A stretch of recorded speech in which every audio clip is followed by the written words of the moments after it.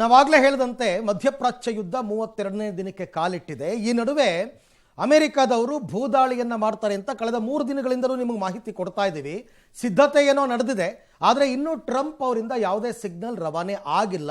ಸದ್ಯಕ್ಕೆ ಕಾದು ನೋಡುವ ತಂತ್ರಕ್ಕೆ ಮೊರೆ ಹೋಗಿದ್ದಾರೆ ಟ್ರಂಪ್ ಅಂತ ಕೆಲವರ ವಿಶ್ಲೇಷಣೆ. ಇನ್ನು ಕೆಲವರು ಇಲ್ಲ ತಯಾರಿ ಮಾಡ್ಕೋತಾ ಇದ್ದಾರೆ, ಹಾಗಾಗಿ ಅವರು ಟೈಮ್ ತಗೋತಾ ಇದ್ದಾರೆ. ಯಾಕೆಂದರೆ ಸೈನಿಕರನ್ನ ಸೇರಿಸ್ಬೇಕಲ್ಲ. 57,000 ಜನ ಸೈನಿಕರು ಭೂದಾಳಿಗೆ ಸಿದ್ಧರಾಗಿದ್ದಾರಂತೆ. ಇರಾನ್ ಮೇಲೆ ಭೂದಾಳಿಗೆ ಅಮೆರಿಕದವರು ಸರ್ವಸನ್ನದ್ಧರಾಗಿ 57,000 ಯೋಧರನ್ನು ಸಜ್ಜುಗೊಳಿಸಿಕೊಂಡಿದ್ದಾರೆ.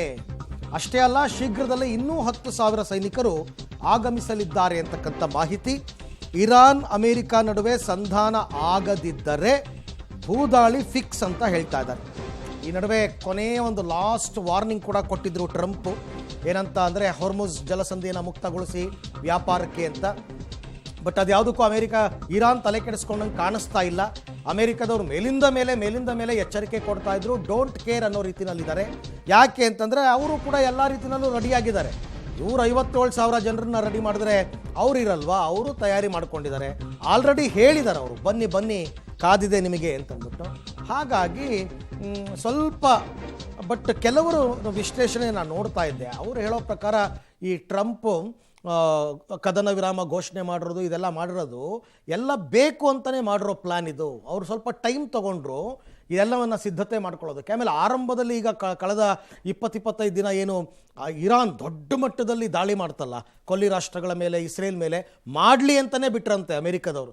ಅವರ ಬಳಿ ಇರ್ತಕ್ಕಂಥ ಶಸ್ತ್ರಾಸ್ತ್ರಗಳೆಲ್ಲವೂ ಕೂಡ ಕಂಪ್ಲೀಟ್ ಖಾಲಿ ಆಗಬೇಕು ಅನ್ನೋ ಕಾರಣಕ್ಕೆ. ಯಾಕೆಂದರೆ ಕೊಲ್ಲಿ ರಾಷ್ಟ್ರಗಳ ಮೇಲೆ ನಡೆದ ದಾಳಿಯನ್ನು ದೊಡ್ಡ ಮಟ್ಟದಲ್ಲಿ ಏನು ಅಮೆರಿಕ ಪ್ರತಿರೋಧ ತೋರಿಸಲಿಲ್ಲ. ಅವರ ಸೇನಾ ನೆಲೆಗಳ ಮೇಲೆ ದಾಳಿ ಮಾಡಿದಾಗಲೇ ಅಮೆರಿಕದ ಕಣ್ಣು, ಟ್ರಂಪ್ ಕಣ್ಣು 450 kg ಯುರೇನಿಯಂ ಮೇಲೆ ಬಿದ್ದಿದೆ. ಏನಾದರೂ ಮಾಡಿ ಇರಾನ್ ಬಳಿ ಇರ್ತಕ್ಕಂಥ 450 kg ಯುರೇನಿಯಂ, ಅಂದರೆ ಅದು ಸಂಸ್ಕರಿಸಿದ ಯುರೇನಿಯಂ, ಜೊತೆಗೆ ಆ ಬಂದರಿನಲ್ಲಿ ಇರ್ತಕ್ಕಂಥ ಕಾರ್ಗ್ ಬಂದರಿನಲ್ಲಿ ಇರ್ತಕ್ಕಂಥ ತೈಲ, ಅದರ ಮೇಲೆ ಕಣ್ಣಿಟ್ಟಿದ್ದಾರೆ ಅಂತಲೂ ಕೂಡ ಕೆಲವರು ಹೇಳ್ತಾ ಇದ್ದಾರೆ. ಈ ಬಗ್ಗೆ ಮತ್ತಷ್ಟು ಮಾಹಿತಿ ನನ್ನ ಕೊಲೀಗ್ ಶಬೀರ್ ಅವರಿಂದ ಪಡ್ಕೊಳ್ಳೋಣ. ಶಬೀರ್, ಈಗ ಅಮೆರಿಕ ಕಾದು ನೋಡುವ ತಂತ್ರಕ್ಕೆ ಮೊರೆ ಹೋಗಿದೆಯಾ, ಅಥವಾ ಈ ಭೂದಾಳಿಗೆ ಬೇಕಾದ ಸಿದ್ಧತೆಗೆ ಸ್ವಲ್ಪ ಟೈಮ್ ತಗೋತಾ ಇದ್ದಾರಾ? ಈ ಯುದ್ಧದ ಸಂದರ್ಭದಲ್ಲಿ ಅಮೆರಿಕದವರ ಮೌನ ಏನು ಸೂಚಿಸುತ್ತೆ ಅಂತ? ಅರವಿಂದ್, ನೋಡಿ, ಯುದ್ಧದಲ್ಲಿ ಮೌನ ಬಹಳಷ್ಟು ಮಹತ್ವವನ್ನು ಪಡ್ಕೊಳ್ಳುತ್ತೆ. ಈಗ ಸದ್ಯಕ್ಕೆ ಅಮೆರಿಕ ಕದನ ವಿರಾಮ ನೆಪದಲ್ಲಿ ಸಾಕಷ್ಟು ಸಮಯವನ್ನು ತೆಗೆದುಕೊಳ್ತಾ ಇದೆ. ಮತ್ತೊಂದು ಕಡೆ ಇರಾನ್ ಪ್ರತಿದಾಳಿಯ ಉತ್ಸಾಹವನ್ನು ಕೂಡ ತೋರ್ತಾ ಇರುವಂಥದ್ದು. ಸೊ ಈಗ ಅಮೆರಿಕ ವಹಿಸ್ತಾ ಇರುವಂಥ ಮೌನದ ವಿಚಾರಕ್ಕೆ ಸಂಬಂಧಪಟ್ಟಂತೆ ಸಾಕಷ್ಟು ವಿಶ್ಲೇಷಣೆಗಳು ಬರ್ತಾ ಇದೆ. ಒಂದು ಕಡೆಗೆ ಇರಾನ್ ಮಾಡಿದಂಥ ಪ್ರತಿದಾಳಿಗೆ ಒಂದು ರೀತಿ ಬೆಸ್ತು ಬಿದ್ದಿದೆ ಅಮೆರಿಕ, ಹೀಗಾಗಿ ಯುದ್ಧದಿಂದ ಹೊರಬರುವಂಥ ಪ್ರಯತ್ನಗಳನ್ನ ಮಾಡ್ತಾ ಇದೆ. ಹೀಗಾಗಿ ಹಂತವಾಗಿ ಹಿಂದೆ ಸರಿತಾ ಇದೆ ಅನ್ನುವಂಥ ಒಂದು ಲೆಕ್ಕಾಚಾರಗಳು ಕೇಳಿಬರ್ತಾ ಇರುವಂಥದ್ದು. ಮತ್ತೊಂದು ಕಡೆಗೆ ದೊಡ್ಡ ಪ್ರಮಾಣದ ಭೂದಾಳಿಗೆ ಅಮೆರಿಕ ಪ್ಲಾನ್ ಮಾಡ್ಕೊಂಡಿದೆ. ಹೀಗಾಗಿ ಅದಕ್ಕೆ ಅಗತ್ಯವಾಗಿ ಬೇಕಾದಂಥ ತಯಾರಿಗಳನ್ನು ಮಾಡ್ಕೊಳ್ಳಿಕ್ಕೆ ಕದನ ವಿರಾಮ ನೆಪದಲ್ಲಿ ಒಂದಷ್ಟು ಸಮಯವನ್ನು ತೆಗೆದುಕೊಳ್ತಾ ಇದೆ ಅನ್ನುವಂತಹ ಚರ್ಚೆಗಳು ಕೂಡ ಈಗ ಶುರುವಾಗಿರುವಂಥದ್ದು. ನೋಡಿ, ಇವತ್ತು ಸಿಗ್ತಿರುವಂಥ ಲೇಟೆಸ್ಟ್ ಅಪ್ಡೇಟ್ಗಳ ಪ್ರಕಾರ ಮುಖ್ಯವಾಗಿ 3-4 ವಿಚಾರಗಳನ್ನು ಮುಂದಿಟ್ಕೊಂಡು ಈಗ ಮತ್ತೆ 2ನೇ ಹಂತದ ದಾಳಿಗಳನ್ನು ಅಮೆರಿಕ ಮುಂದುವರಿಸುವಂಥ ಸಾಧ್ಯತೆಗಳಿದ್ದಾವೆ.